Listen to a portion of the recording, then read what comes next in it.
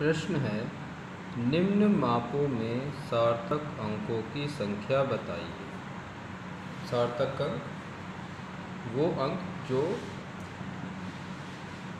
विश्वसनीय और अविश्वसनीय अंकों की सहायता से बनाए जाते हैं, उन्हें हम सार्थक अंक कहते हैं। और भी इसकी डेफिनेशंस हैं, आप इसको और तरीके से भी समझ सकते हैं। ठीक है, तो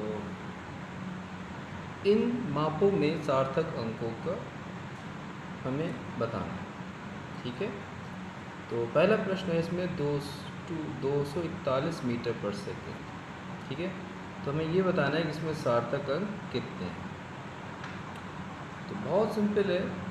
सबसे पहला जो रूल सार्थक अंकों का होता है वो ये होता है कि जितने भी अशून्य अंक होंगे वो सभी के सभी सार्थक अंक होंगे। तो यानी ये भी अशून्य, ये भी अशून्य, ये भी अशून्य है, तो इसमें जो सार्थक अंक होंगे वो हमारे 3 होंगे।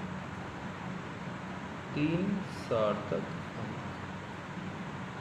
ये सार्थक अंक ज्ञात करने का रूल नंबर फर्स्ट से ये ज्ञात किया जाता है। दूसरा प्रश्न है इसमें 36400 kg। इसमें सार्थक अंकों की संख्या क्या हो? यदि कोई शून्य अशून्य के बाद आता है, बहुत ध्यान से सुनिएगा, यदि कोई शून्य अशून्य के बाद आता है तो वो काउंट नहीं होगा। यानी ये 2 शून्य हमारे काउंट नहीं होंगे। काउंट क्या होगा? 364, जो कि 3 है। तो यहाँ भी आपको कितने सार्थक अंक मिले? 3 मिलते हैं। नेक्स्ट प्रश्न देखते हैं, 12.340 किलोमीटर। एक और नियम होता है सार्थक अंक को ज्ञात करने का कि यदि किसी संख्या में दशमलव आता है और दशमलव के दाईं तरफ 0 आता है आखिर में, तो वो 0 काउंटेबल होगा। ठीक है, तो शून्य भी है और अशून्य भी है, लेकिन साथ में दशमलव भी है।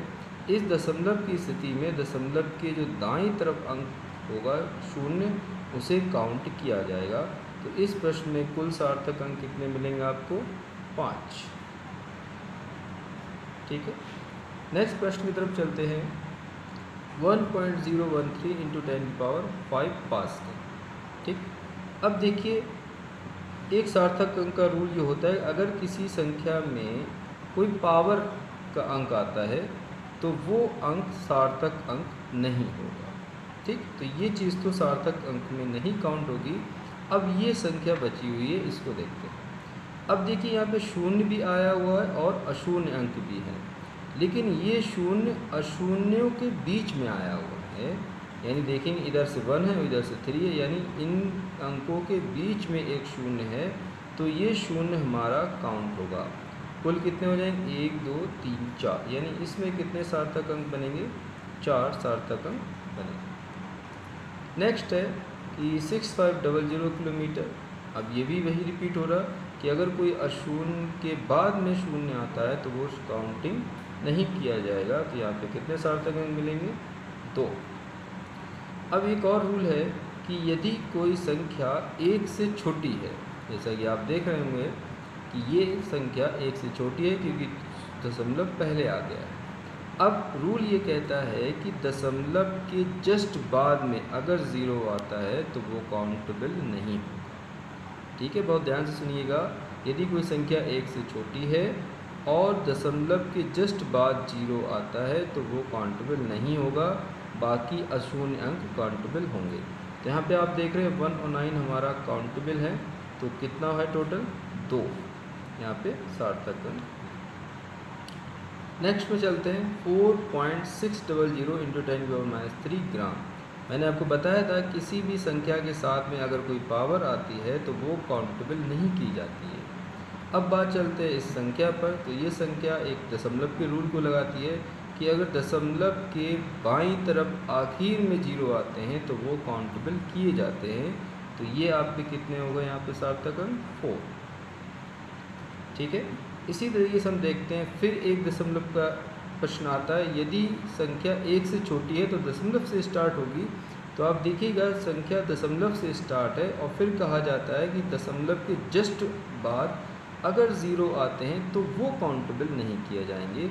जैसे कि आप देख रहे हैं ये 2 जीरो हैं तो ये काउंटेबल नहीं किए जाएंगे, ये वाला जीरो काउंटेबल किया जाएगा क्योंकि ये 2 अशून्य के बीच में आया हुआ है। ठीक है, तो इस तरीके से यहाँ पे आपकी सार्थक अंक की संख्या मिलती है 3। इस तरीके से फिर वही पावर वाला है तो ये तो काउंटेबल नहीं है, लेकिन दशमलव के बाद ज़ीरो आता है तो वो काउंटेबल किया जाता है। तो यहाँ पे सार्थक अंक कितने मिलेंगे आपको? 2 मिलते हैं। लास्ट क्वेश्चन ये है कि अगर कोई शून्य अशून्य के बीच में आता है तो वो काउंट किया जाता है, तो यहाँ पे आपको कितना मिलेगा? 3। तो ये आपके प्रश्न में आंसर थे जो सार्थक के नियम से सॉल्व किए गए। आई होप आपको प्रश्न और उसका सलूशन समझ में आया होगा। लाइक, शेयर और सब्सक्राइब करना ना भूलिएगा। और एक इम्पॉर्टेंट बात, बेल आइकन ज़रूर दबाइएगा। कमेंट बॉक्स में अपनी कमेंट ज़रूर दें। धन्यवाद।